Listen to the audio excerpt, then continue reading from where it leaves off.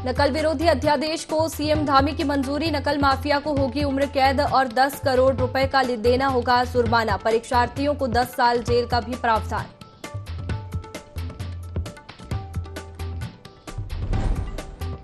GST का bill लाओ इनाम पाओ योजना के तहत कार्यक्रम। वित्त मंत्री प्रेमचंद अग्रवाल ने विजेताओं को दिया इनाम। कहा, जागरूकता से 34% राज्य पर हुई बढ़ोतरी।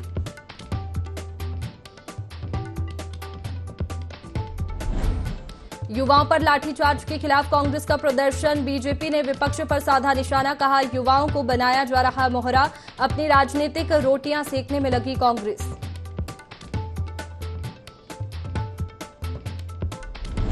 जोशीमठ के उच्च हिमालयी क्षेत्रों में बदला मौसम का मिजाज। पिछले 24 घंटों से लगातार हो रही बर्फबारी। सफेद चादर से लिपटा बद्रीनाथ।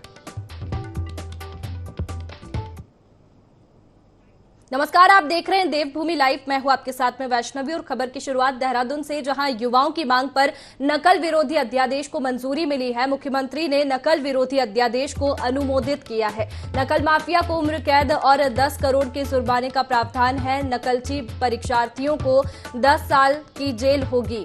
10 साल तक परीक्षाओं में बैठने नहीं दिया जाएगा। युवाओं के भविष्य के साथ खिलवाड़ नहीं होने देंगे, ऐसा सीएम पुष्कर सिंह धामी ने कहा है।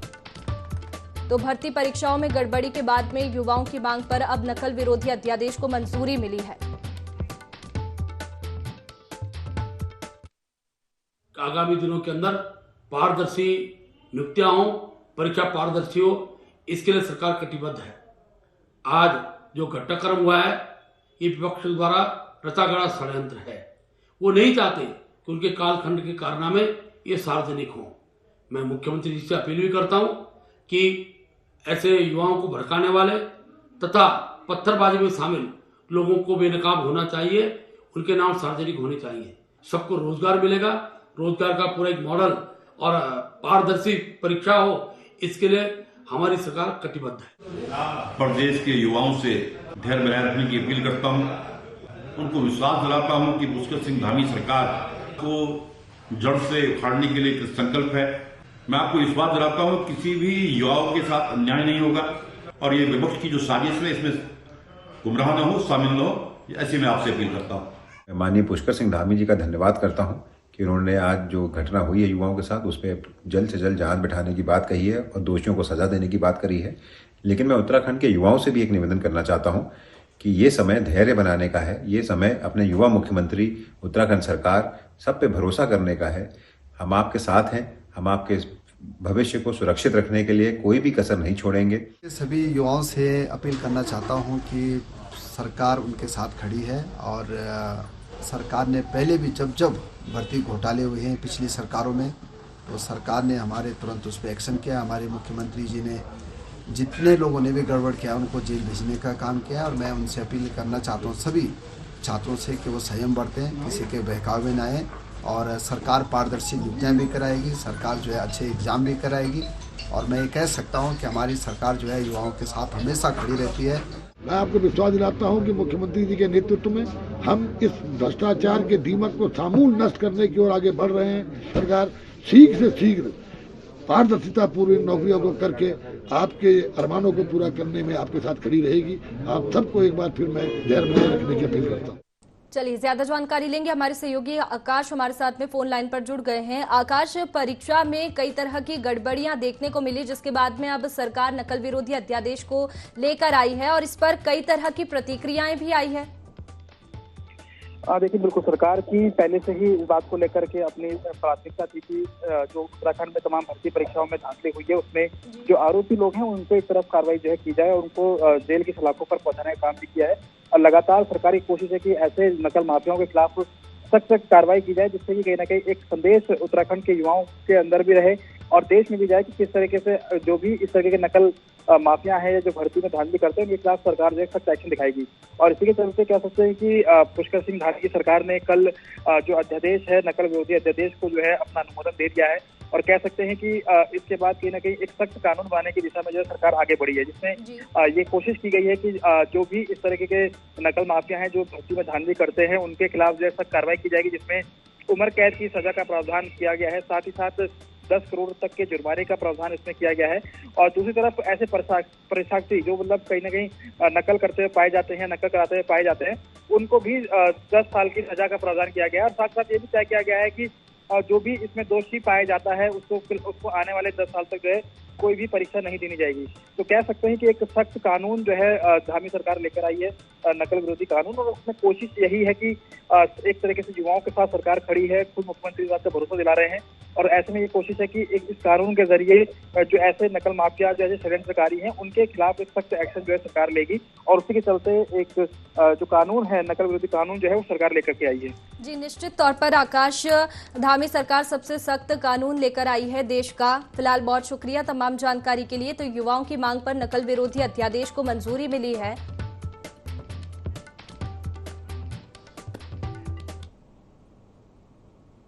चलिए आगे बढ़ेंगे। केदारनाथ यात्रा में आने वाले देश विदेश यात्रियों को जल्द बेहतर स्वास्थ्य सुविधाएं मिलने जा रही है। स्वास्थ्य मंत्री डॉक्टर धन सिंह रावत ने बैठक में निर्देश दिए हैं कि तीर्थ यात्राओं को बेहतर स्वास्थ्य सुविधाएं उपलब्ध हो। इसके लिए उन्होंने गौरी कुंड से श्री केदारनाथ धाम पैदल मार्ग में प्रत्येक 1 किलोमीटर की दूरी पर मेडिकल रिलीफ पोस्ट स्थापित करने के निर्देश दिए। उन्होंने जनपद के पर्वतीय क्षेत्र में स्वास्थ्य सुविधाएं उपलब्ध कराने के लिए गुप्तकाशी में उप जिला चिकित्सालय खोले जाने के लिए भी भूमि चिन्हित करने के लिए जल्द से जल्द प्रस्ताव तैयार कर उपलब्ध कराने और सोनप्रयाग में स्थायी चिकित्सालय तैयार किए जाने के निर्देश दिए। उन्होंने कहा कि जनपद वासियों और 4 धाम यात्रा में आने वाले तीर्थ यात्रियों को सभी चिकित्सा सुविधा उपलब्ध कराने में धन और संसाधनों की कोई कमी नहीं होने दी जाएगी।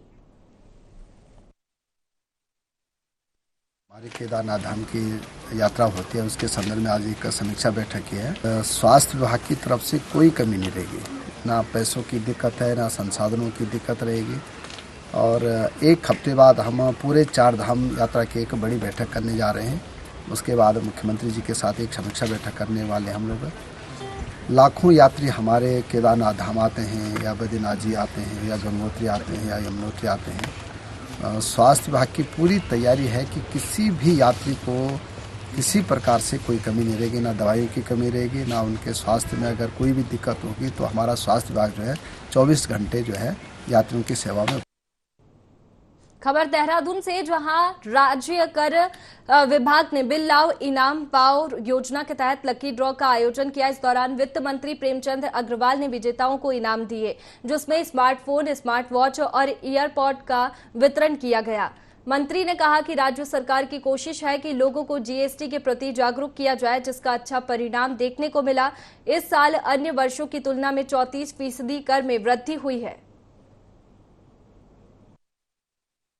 प्रदेश में कैसे राजस्व बढ़े जीएसटी के परिप्रेक्ष्य में आप जानते हैं, लगातार हम लोग प्रयास कर रहे हैं। तो उसी कड़ी में हमने एक स्कीम लाई थी, बिल लाओ इनाम पाओ। और आप जानते हैं कि ये 1 सितंबर 2022 से हमने लागू की थी और 2 ड्रॉ अभी तक हम लोग निकाल चुके हैं। तीसरा ड्रॉ भी हम बहुत जल्द निकालने वाले हैं। तो पहले 2 जो ड्रॉ निकाले थे, उसी जो ड्रॉ के हमारे विनर्स थे उनको आज हमने यहाँ पुरस्कृत किया है, उनको पुरस्कार दिए हैं। लगभग अभी हमारे यहाँ जो लोग आए थे उनको हमने यहाँ पुरस्कार दिया है। एक बार में 1500 लोगों को हम पुरस्कार दे रहे हैं, यानी कि 3000 लोगों को अब हम लोग पुरस्कृत करेंगे। जोशीमठ के ऊपरी हिमालय क्षेत्र में मौसम का मिजाज बदल रहा है, जिसके चलते पिछले 24 घंटों से बर्फबारी हो रही है। मौसम विभाग ने येलो अलर्ट जारी किया है।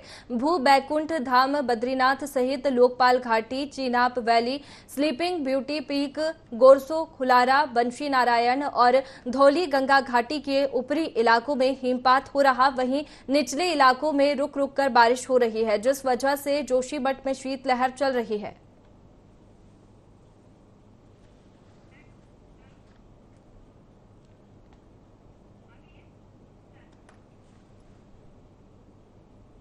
मसूरी के होटल व्यवसायियों को आने वाले दिनों में पानी की भारी दिक्कत हो सकती है, क्योंकि राष्ट्रीय हरित अधिकरण ने मसूरी झील से पानी के दोहन पर रोक लगा दी है, जिसके कारण मसूरी के होटल व्यवसायियों में पानी का संकट गहराने लगा है। वहीं पानी की समस्या को देखते हुए नगर पालिका परिषद सभागार में उप जिलाधिकारी के नेतृत्व में बैठक का आयोजन किया गया, जिसमें मौजूदा व्यवसायियों को कहा गया कि सभी होटल व्यवसायियों अपने स्तर से पानी की आपूर्ति सुनिश्चित करें।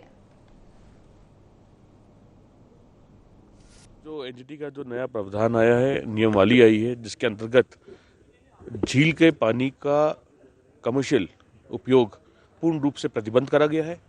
टैंकरों से इसकी आपूर्ति मसूरी क्षेत्र में मना करी गई है। इसका एक बहुत ही बुरा असर पूरे के पूरे पर्यटन कारोबार पर पड़ेगा। मसूरी में यमुना पेयजल योजना तो चल रही है, इसका जल्द से जल्द निस्तारण हो, जल्द से जल्द ये योजना लागू हो। और अगर ये लागू नहीं होता है और पानी की आपूर्ति टैंकर द्वारा नहीं करी जाती है तो मसूरी में पानी के लिए हाहाकार हो जाएगा और आने वाले पर्यटन सीजन में अधिकांश होटल बंद हो जाएंगे और इसका पूरा का पूरा जिम्मा जो है, पूरी की पूरी जिम्मेवारी एनजीटी को लेनी पड़ेगी और जो छवि खराब होगी वो प्रदेश सरकार को और धामी सरकार को उसका फल भोगना पड़ेगा। मसूरी एक पर्यटक शहर है और लाखों की संख्या में मसूरी पर्यटक आते हैं और हम सबको मालूम है कि मसूरी की एक फ्लोटिंग पॉपुलेशन है और पानी की यहाँ पे काफ़ी समय से समस्या है क्योंकि लाखों की संख्या में लोग आते हैं और पर्याप्त मात्रा में यहाँ पर पानी नहीं मिल पाता। उसको देखते हुए अभी एनजीटी का एक आदेश आया है कि मसूरी झील से पानी जो है उसका फ्लो बनाया जाए और उसको टैंकर से लेना प्रतिबंध किया गया है ताकि जो ये समस्या है, जो आने वाला पर्यटक सीज़न है उसके लिए हमें किसी तरह से समय मिले और आने वाले पर्यटक सीज़न में किसी तरह की मसूरी की नेगेटिव इमेज या नेगेटिव जो एक इमेज होती है वो ना जा सके। इसको देखते हुए हम एनजीटी में एक रिव्यू अपने अधिवक्ताओं से वार्ता करने के बाद डाले जाइए। सर, ऑनरेबल एनजीटी में जैसा आपको सभी को पता है एक कंप्लेंट केस फाइल हुआ था श्री कार्तिक शर्मा जी द्वारा, जिसका नंबर था 353/2022। तो उसमें ये कहा गया था कि धोबी घाट से अनकंट्रोल्ड वाटर को दोहन किया जा रहा है, जिससे नीचे रिवर और उसकी जो लेक है वो इफेक्टेड हो रहा है, वहाँ का एनवायरनमेंट इफेक्टेड हो रहा है। इस पर एनजीटी ने संज्ञान लेते हुए एक कमेटी बनाई कि आप उसका वहाँ के फैक्चुअल पोजीशन को ऑनरेबल कोर्ट को अवगत कराएं कि वहाँ स्थिति क्या है। कोर्ट ने तो वो कमेटी आई थी, कमेटी ने यहाँ पर स्टडी करके रिपोर्ट दी थी। उस रिपोर्ट पे एक डिसीजन आया है कि एक तो वहाँ से जो प्राइवेट टैंकरों द्वारा जो पानी भरा जा रहा है उसको तुरंत प्रवाह से रोका जाए। अनकंट्रोल्ड दोहन किसी रिसोर्सेज का नहीं होना चाहिए। रिसोर्स किसी की पर्सनल संपत्ति नहीं है, वो एक सबकी सार्वजनिक संपत्ति होती है। ऑनरेबल एनजीटी कोर्ट ने एक ऑर्डर पारित किया है Kartik Sharma versus state and others में। उसमें 353/2022 वाला केस है और उसमें जो मसूरी में एक प्राकृतिक स्रोत है जो धोबी घाट से और नीचे भट्टा गांव के झील तक जाता है और उसके बाद वो नीचे उसका फ्लो होता है। उसमें कुछ लोग जो है उसका पतनाला डाल करके उससे पानी टैंकरों से भर के होटलों में सप्लाई होता है। उसको लेकर के हुआ कि वो नेचुरल फ्लो को जो है बनाया जाए, मेंटेन किया जाए। तो उसी के संबंध में हमने आज जितने उससे जुड़े हुए स्टेक होल्डर्स हैं उनको यहाँ पर बुलाया, उनको माननीय न्यायालय के आदेश से अवगत कराया और आज से ही हम उसका जो अनुपालन है उसको सुनिश्चित करवा रहे हैं। देहरादून में बेरोजगार युवाओं पर हुए लाठीचार्ज के मामले में सियासत गर्मा गई है। बीजेपी ने इस बवाल के पीछे कांग्रेस को वजह बताया है। बीजेपी का कहना है कि कांग्रेस युवाओं को मोहरा बनाकर राजनीतिक रोटी सेकना चाहती है। वहीं मामले में बीजेपी प्रदेश मीडिया प्रभारी मनवीर चौहान का कहना है कि इस पूरे घटनाक्रम में कांग्रेस का षड्यंत्र का है। हमारे प्रदेश का युवा ऐसी घटनाएं नहीं कर सकता। साथ ही उन्होंने युवाओं से अपील की है कि मुख्यमंत्री पुष्कर सिंह धामी पर भरोसा बनाए रखें। कांग्रेस हमारे उत्तराखंड के युवाओं को मोहरा बना करके राजनीतिक रोटियां सेकना चाहती है और जिस प्रकार से हमारा ये जो प्रदेश है शांत प्रिय प्रदेश है, हमारे यहाँ के युवा कभी ऐसी घटनाएं जो कल घटना हुई, ऐसी घटनाएं हमारे उत्तराखंड का युवा नहीं कर सकता है। कहीं न कहीं बाहर से आए अराजक तत्व और विपक्ष का ये षड्यंत्र है जिस प्रकार से जो किया गया। और हमारा अनुरोध अपने युवा साथियों से रहेगा कि वो हमारे जो मुख्यमंत्री जी उनके साथ संकल्पित उनके हितों के लिए कार्य कर रहे हैं, वो उन पर भरोसा बनाए। लक्सर के सेठपुर गांव में उप जिला मजिस्ट्रेट गोपाल राम बिनवाल ने चौपाल लगाकर ग्रामीणों की समस्याएं सुनी और संबंधित अधिकारियों को शीघ्र निस्तारण के निर्देश दिए। बता दें कि उत्तराखंड सरकार के आदेश पर प्रशासन द्वारा गांव-गांव जाकर चौपाल लगाकर जन समस्याओं पर सुनवाई की जा रही है। इसी क्रम में सेठपुर गांव में भी उप जिला मजिस्ट्रेट ने चौपाल लगाकर ग्रामीण क्षेत्र की समस्याओं पर सुनवाई की। इस दौरान तहसील स्तर के कई अधिकारी उपस्थित रहे। विभागवार समस्याएं सुनी जा रहे हैं। अभी चकबंदी विभाग की शिकायतें सुन रहे हैं। चकबंदी से संबंधित कुछ शिकायतें लोगों द्वारा की गई हैं, इसमें जांच कराई जाएगी और चकबंदी विभाग के कानूनगो और लेखपाल यहाँ पर उपस्थित हैं और जो समस्याएं होंगी उनको वो एक सप्ताह के अंदर उसको निस्तारित करेंगे और जो भी प्रक्रिया है, विधिक प्रक्रिया, उसके अंतर्गत निस्तारित करेंगे। उसके अतिरिक्त अन्य विभाग भी सारे यहाँ पे हैं। जो भी शिकायतें और समस्याएं आएंगी उनको सुना जाएगा और जो यहाँ पर निस्तारित होने योग्य होंगी यहाँ पर निस्तारित किया जाएगा। चलिए आगे बढ़ेंगे। हरिद्वार ग्रामीण क्षेत्र के पुलिस अधीक्षक स्वप्न किशोर सिंह अर्धवार्षिक निरीक्षण करने पहुंचे। इस दौरान उन्होंने पुलिस संबंधित हथियारों के रख रखाव और उनके चलन को लेकर आवश्यक दिशा निर्देश दिए। इस दौरान लक्सर क्षेत्र के पुलिस उपाधीक्षक विवेक कुमार सहित लक्सर के कोतवाल अमरजीत सिंह और वरिष्ठ पुलिस उप निरीक्षक अंकुर शर्मा जैसे अधिकारी मौजूद रहे।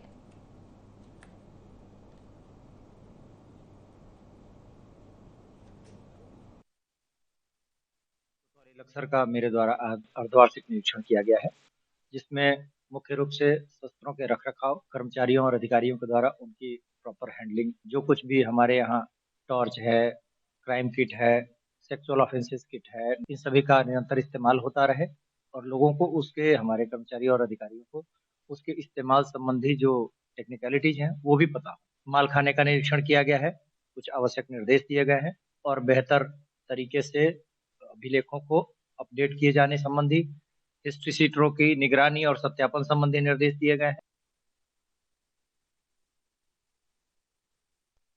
पशुओं का रजिस्ट्रेशन कराना जरूरी हो गया है। उत्तरकाशी पुलिस ने 1 फरवरी से ऑपरेशन कामधेनु चलाया है, जिसका उद्देश्य सड़कों पर आवारा घूमने वाले पशुओं की रोकथाम करना है। इस अभियान के तहत सभी पशुपालकों को 15 फरवरी तक पालतू पशुओं का रजिस्ट्रेशन कर टैगिंग करवाने के आदेश दिए गए हैं। 15 फरवरी के बाद ऑपरेशन कामधेनु के दूसरे चरण में चेकिंग अभियान चलाया जाएगा, जिसमें पशुओं को बेसहारा छोड़ने वाले पशु स्वामियों के खिलाफ चालानी कार्रवाई करेगी। साथ ही बिना टैगिंग वाले पशुओं को गौशाला भेजा जाएगा।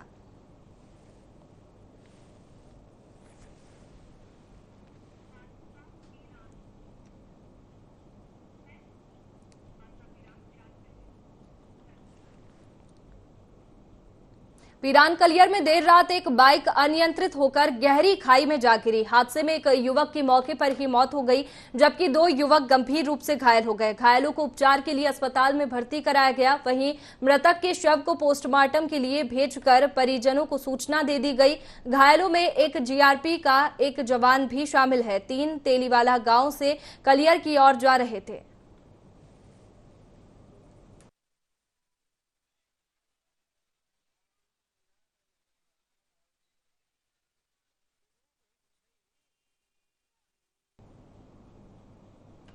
चलिए आगे बढ़ेंगे। सितारगंज के सिडकुल में स्थित एचडी पॉलिटेक प्राइवेट कंपनी में धागे बनाने की मशीन की चपेट में आने से एक महिला की मौत हो गई, जिसके शव को पोस्टमार्टम के लिए सामुदायिक स्वास्थ्य केंद्र लाया गया। वहीं परिजनों ने कंपनी प्रबंधक के खिलाफ काफी रोष देखा गया। इस दौरान परिजनों का कहना है कि महिला सरदार HD polytech private limited company में पिछले 13 साल से काम कर रही थी। हमारे पास आज को एक बॉडी आई थी जो मृत अवस्था में लाया गया है। ये HD polytech private limited company में काम करते थे। वहीं काम करते हुए ही मशीन में इनका कोई हादसा हो गया है, जिससे इन्हें मृत अवस्था में लाया गया है। इनका नाम कनिका सरदार, इनके पति का नाम लेट रंजीत सरदार। ये निर्मल नगर शक्तिवान के रहने वाले हैं और अग्रिम हमने पुलिस को सूचना भेज दी है। अब इसकी पोस्टमार्टम के बाद ही इसकी मृत्यु का कारण किया जाएगा। हरिद्वार में भेल स्थित केंद्रीय विद्यालय को बंद किए जाने के फरमान के बाद बच्चों के अभिभावकों ने गेट के बाहर धरना दिया और कहा कि बच्चों के भविष्य के साथ खिलवाड़ बर्दाश्त नहीं किया जाएगा। केंद्रीय विद्यालय हेड ऑफिस से स्कूल बंद किए जाने का लेटर जारी हो चुका है। केंद्रीय विद्यालय में कार्यरत अध्यापकों को भेल हरिद्वार की यूनिट कोई वेतन नहीं देगी, जिसके चलते अभी तक अध्यापकों को 3 महीने तक वेतन नहीं मिला है। इस सत्र की एग्जाम कराने के बाद विद्यालय को बंद कर दिया जाएगा। अभिभावकों का कहना है कि एक और देश के प्रधानमंत्री शिक्षा पर चर्चा की बात करते हैं, वहीं केवी जैसे विद्यालयों को बंद किया जा रहा है। अभिभावकों ने स्कूल बंद होने पर एक बड़े आंदोलन की चेतावनी दी।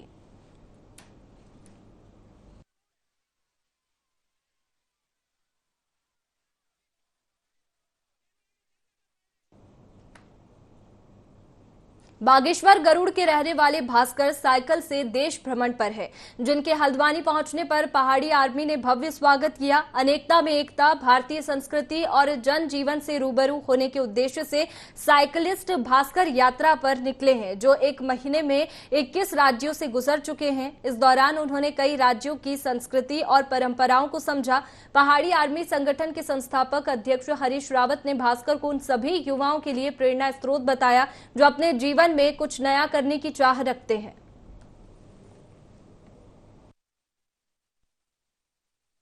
पिछले 1 साल से यानी कि 5 जनवरी 2022 से ऑल ओवर इंडिया साइकिल से ट्रैवल कर रहा हूँ, जिसमें मैं अभी तक 21 स्टेट्स कवर कर चुका हूँ एंड 12,000 किलोमीटर मैं कवर कर चुका हूँ। हालांकि मेरा टारगेट था 10,000 किलोमीटर, बट मैं 12,000 किलोमीटर कर चुका हूँ। सो मोटिव मेरा ये था कि मैं चाह रहा था कि अलग अलग कल्चर्स के लोगों से मिलके उनके कल्चर्स को मैं अपनाऊँ और समझने की कोशिश कर रहा था कि क्या उनकी कल्चर्स में डिफरेंस है और अपने उत्तराखंड के कल्चर्स को मैं उन लोगों तक कैसे पहुँचा सकता हूँ एंड लोग कितनी टफ से टफ सिचुएशंस में रह रहे हैं और मैं कितना अपने आप को हैंडल कर सकता हूँ टफ सिचुएशन में जाके। ये मेरा मोटिव था। मैं कुछ इस तरीके से ट्रैवल करता हूँ कि कम से कम पैसे में मैं इंडिया ट्रैवल कर सकूँ। आगे बेसिकली कुछ महीने के लिए मैं रुकना चाहता हूँ, कुछ रिसर्च मुझे करने हैं और उसके बाद मैं फिर से ट्रैवल करने वाला हूँ इंडिया के बचे हुए लोकेशंस पे और आउट ऑफ इंडिया जितने भी कंट्रीज में कवर कर सकूँ। रामनगर विधानसभा के ग्रामीण क्षेत्रों में स्थित खत्तों में संचालित राजकीय प्राथमिक विद्यालयों की स्थिति बहुत ही दयनीय है। यहां ना बच्चों के बैठने की व्यवस्था है और ना सर छिपाने की कोई उचित व्यवस्था। जंगलों में रहने वाले गरीब बच्चों के परिजन इतने समर्थ भी नहीं है कि वो अपने बच्चों को अच्छी शिक्षा लेने के लिए कहीं बाहर भेज सके। गरीब परिवार जैसे तैसे रात मेहनत करके अपने बच्चों को सरकारी स्कूलों में पढ़ा रहे हैं। ऐसे गरीब परिवार के बच्चों के लिए साइन फॉर सोसाइटी देवदूत साबित हो रही है। ऐसे बच्चों को चुनकर उनको कॉपी किताब से लेकर जूते और गर्म कपड़े लगातार बांट रही है। इसी क्रम में एक बार फिर इस सोसाइटी ने 20 गरीब बच्चों को कॉपी किताब, जूते और गर्म कपड़े बांटे और गरीब बच्चों के चेहरे पर मुस्कान बिखेरी।